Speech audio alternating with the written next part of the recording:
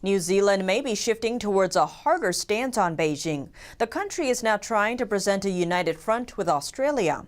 The two on Monday expressed concerns over the Chinese regime's aggression in Hong Kong and its human rights violations in Xinjiang. New Zealand Prime Minister Jacinda Ardern emphasized her country's support for Australia during a meeting with Prime Minister Scott Morrison. The neighboring countries have typically held close relations with each other, but there have been recent differences between them on how to manage relations with China, both countries' biggest trading partner. Australia's ties with China have sunk to their lowest point in decades in the past 18 months.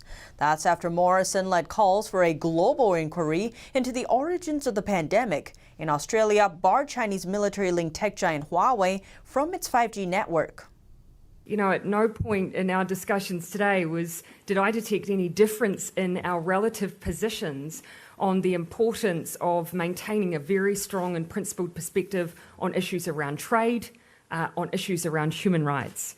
And you'll see that Australia and New Zealand have broadly been positioned in exactly the same place on these issues consistently. So I really push back on any suggestion that we are not taking a strong stance on these incredibly important issues. Morrison warned against actors seeking to divide the allies.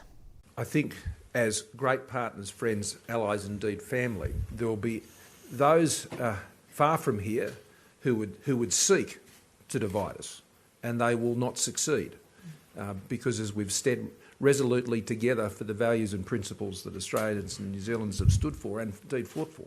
The Chinese regime's foreign ministry on Monday criticized the two Western leaders for making, quote, irresponsible remarks on China and interfering with China's domestic affairs.